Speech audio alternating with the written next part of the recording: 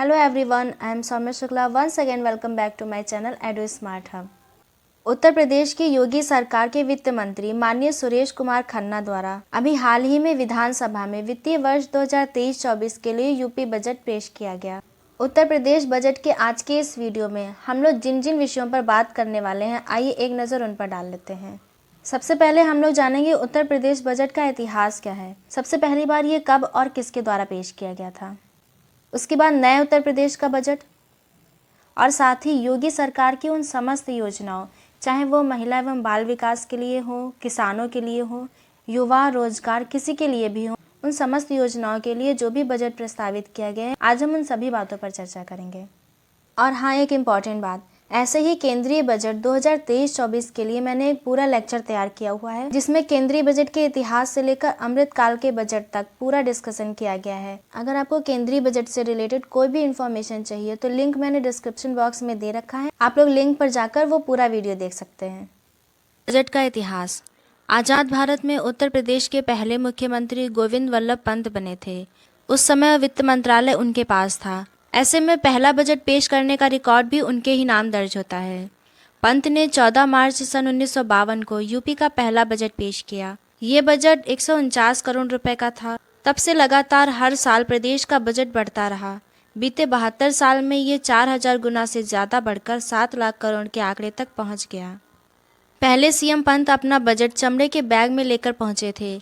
उसके बाद चौधरी चरण सिंह वर्ष 1969 में जब पहली बार सीएम बने, चौधरी चरण सिंह ने 1970 में पहली गैर कांग्रेसी सरकार का बजट पेश किया। चौधरी चरण सिंह ने चमड़े के बैग की परंपरा को बदलते हुए बजट पेश करने के लिए चमड़े की बैग की जगह सूटकेस का प्रयोग किया। साल 2022 में सूटकेस में बजट पेश करना भी बंद हो गया।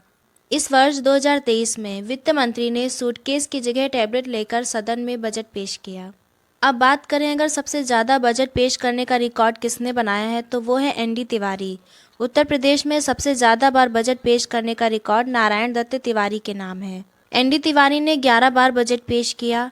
इन्होंने 4 बार सीएम रहते हुए बजट पेश किया, वहीं 7 बार वित्त मंत्री रहते हुए बजट पेश किया।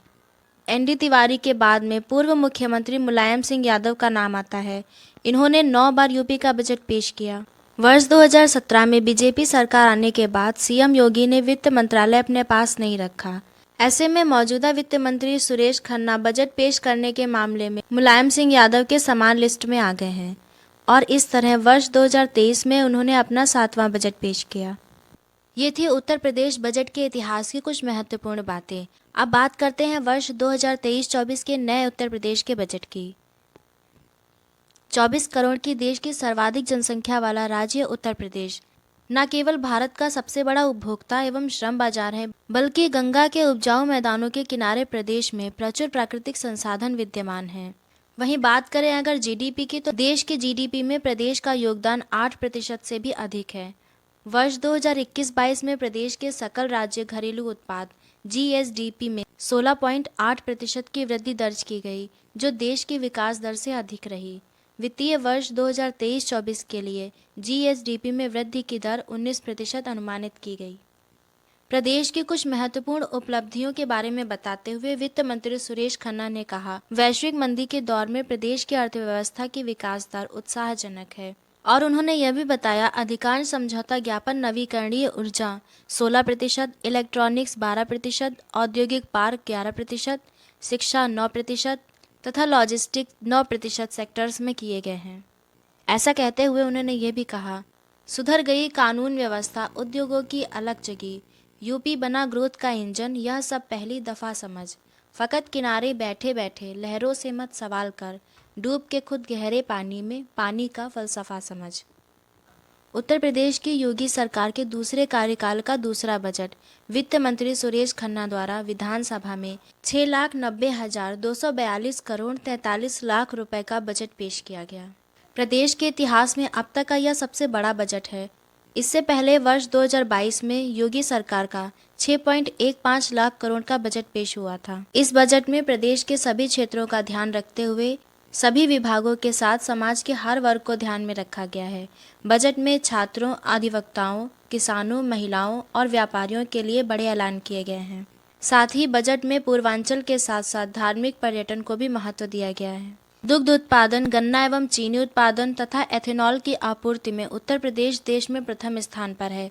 कृषि निवेशों पर किसानों को देय अनुदान डीबीटी के माध्यम से भुगतान करने वाला देश में उत्तर प्रदेश पहला राज्य बना।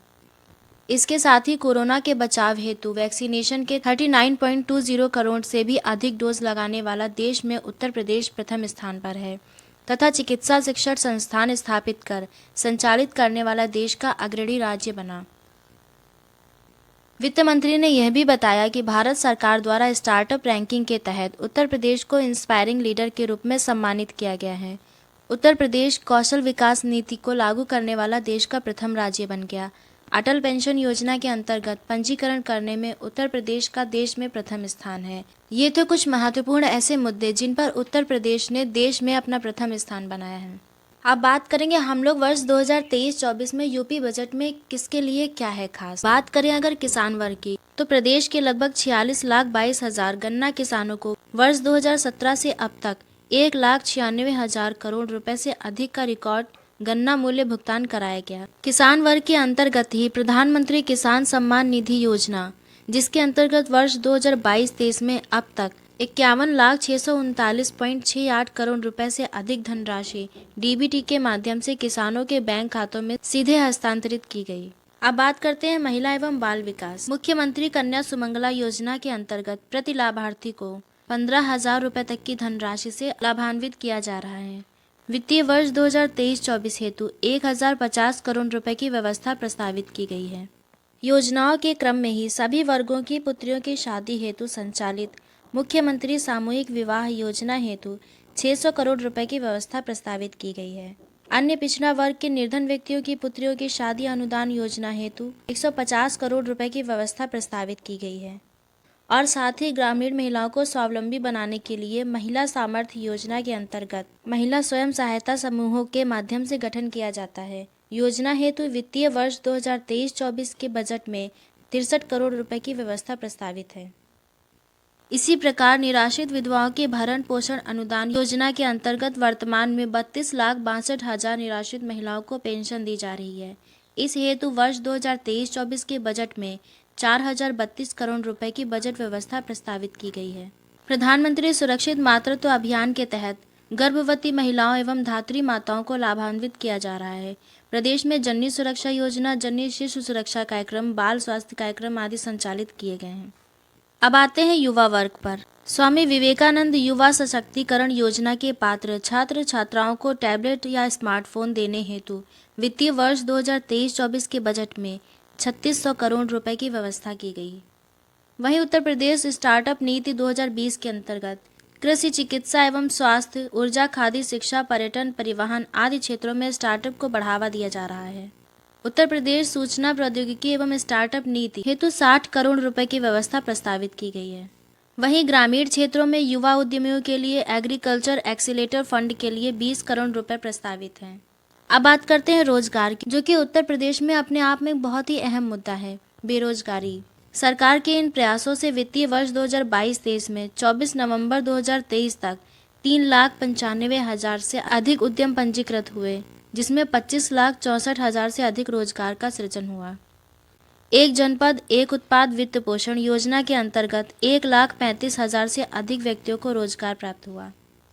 इसी प्रकार एक जनपद एक उत्पाद प्रशिक्षण टूलकिट वितरण योजना के अंतर्गत अब तक 83,473 से अधिक हस्तशिल्पियों, पारंपरिक कारीगरों को प्रशिक्षण एवं टूलकिट वितरण किया गया है।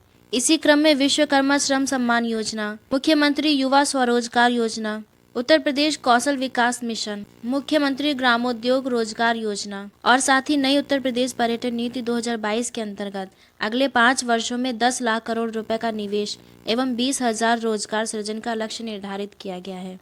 यही नहीं, पुलिस विभाग के विभिन्न पदों पर 1,53,728 अभ्यर्थियों को चयनित किया जा चुका है। अगला है सामाजिक सुरक्षा से संबंधित कुछ योजनाएं। आइए जानते हैं इनमें कितना बजट प्रस्तावित किया गया है। वृद्धावस्था किसान पेंशन योजना, इसके लिए वित्तीय वर्ष 2023-24 के बजट में 7,248 करोड़ रुपए का बजट प्रस्तावित किया गया। अगली है दिव्यांग पेंशन योजना, इसके अंतर्गत दिव्यांग भरण पोषण अनुदान हेतु 1,120 करोड़ रुपए की व्यवस्था प्रस्तावित है। प्रधानमंत्री स्वनिधि योजना के अंतर्गत देश में सर्वाधिक 10.33 लाख से अधिक पथ विक्रेताओं को 1190 करोड़ 49 लाख रुपए का ऋण वितरित कराते हुए उत्तर प्रदेश ऋण वितरण में देश में प्रथम स्थान पर रहा। अब बात करते हैं श्रमिक कल्याण की। प्रदेश में अब तक 1.53 करोड़ से अधिक निर्माण श्रमिकों तथा 3,14,611 निर्माण स्थलों का पंजीकरण कराया जा चुका है। कामगार मृत्यु व दिव्यांगता सहायता योजना के तहत कार्यस्थल पर श्रमिक की मृत्यु की दशा में 5 लाख रुपए, स्थायी दिव्यांगता पर 4 लाख रुपए एवं आंशिक दिव्यांगता पर 3 लाख रुपए की सहायता प्रदान किए जाने का प्रावधान है। असंगठित क्षेत्र के कर्मकारों हेतु संचालित मुख्यमंत्री जन आरोग्य योजना हेतु 100 करोड़ रुपए की व्यवस्था प्रस्तावित की गई है। इसी क्रम में मुख्यमंत्री दुर्घटना बीमा योजना के लिए 12 करोड़ रुपए की व्यवस्था प्रस्तावित है। वहीं बाल श्रमिक विद्या योजना के तहत 2000 बच्चों को योजना से आच्छादित कर लाभ दिया जा रहा है। वित्तीय वर्ष 2023-24 के बजट में झांसी लिंक एक्सप्रेसवे तथा चित्रकूट लिंक एक्सप्रेसवे की नई परियोजनाओं के प्रारंभिक चरण हेतु 235 करोड़ रुपए की व्यवस्था प्रस्तावित है और साथ ही बुंदेलखंड एक्सप्रेसवे के साथ डिफेंस कॉरिडोर परियोजना के लिए 550 करोड़ रुपए की व्यवस्था प्रस्तावित है। उत्तर प्रदेश बजट 2023-24 में चिकित्सा एवं स्वास्थ्य का भी पूरा ध्यान रखा गया है, जिसके तहत राष्ट्रीय ग्रामीण स्वास्थ्य मिशन के अंतर्गत विभिन्न कार्यक्रमों के संचालन हेतु 12,631 करोड़ रुपए की व्यवस्था प्रस्तावित है। वहीं प्रधानमंत्री आत्मनिर्भर स्वस्थ भारत योजना हेतु 1,655 करोड़ रुपए की व्यवस्था प्रस्तावित है। प्रधानमंत्री मातृ वंदना योजना हेतु 320 करोड़ रुपए की बजट व्यवस्था प्रस्तावित की गई। आयुष्मान भारत मुख्यमंत्री जन आरोग्य अभियान हेतु 250 करोड़ रुपए की व्यवस्था प्रस्तावित है। प्रदेश में ओडीओपी एवं हस्तशिल्प उत्पादों के विपणन को प्रोत्साहित करने हेतु यूनिटी मॉल की स्थापना के लिए इस वर्ष के बजट में 200 करोड़ रुपए की व्यवस्था प्रस्तावित है। मुख्यमंत्री समग्र ग्राम विकास योजना के अंतर्गत 181 राजस्व ग्रामों में सड़क निर्माण कार्य किया गया। सड़कों और सेतुओं के निर्माण हेतु 21,159 करोड़ 62 लाख रुपए की व्यवस्था प्रस्तावित है। नमामि गंगे एवं ग्रामीण जलापूर्ति वित्तीय वर्ष 2023-24 में जल जीवन मिशन के अंतर्गत 25,350 करोड़ रुपए की बजट व्यवस्था प्रस्तावित है। वित्त मंत्री ने बजट पेश करते हुए ये भी कहा कि योगी सरकार के कार्यकाल में नागरिक उड्डयन के क्षेत्र में अभूतपूर्व कार्य हुआ है। साथ ही यह भी बताया कि आगे आने वाले वर्षों में प्रदेश में 5 अंतर्राष्ट्रीय तथा 16 घरेलू एयरपोर्ट, इस प्रकार कुल 21 एयरपोर्ट क्रियाशील हो जाएंगे। वित्तीय वर्ष 2023-24 के बजट अनुमान की मुख्य बातें अब हम लोग देख लेते हैं। वर्ष 2023-24 जो बजट पेश किया गया है उसका आकार 6,90,242 करोड़ 43 लाख रुपए है। इस बजट में 32,721 करोड़ 96 लाख रुपए की नई योजनाएं सम्मिलित की गई हैं, जिसके अंतर्गत कुल प्राप्तियां 6,83,292 करोड़ 74 लाख रुपए अनुमानित हैं। कुल प्राप्तियों में 5,70,865 करोड़ 66 लाख रुपए की राजस्व प्राप्तियां तथा 1,12,427 करोड़ 8 लाख रुपए की पूंजीगत प्राप्तियां शामिल हैं। कुल व्यय 6,90,242 करोड़ 43 लाख रुपए अनुमानित है। बात करें अगर समेकित निधि की, तो समेकित निधि की प्राप्तियों से कुल व्यय घटाने के पश्चात 6,949 करोड़ 69 लाख रुपए का घाटा अनुमानित है। वहीं राजस्व बचत 68,511 करोड़ 65 लाख रुपए अनुमानित है और राजकोषीय घाटा 84,883 करोड़ 16 लाख रुपए अनुमानित है, जो वर्ष के लिए अनुमानित सकल राज्य घरेलू उत्पाद का 3.48% है। आई होप आप लोगों के लिए ये वीडियो यूजफुल रहा होगा। Thank you for watching this video.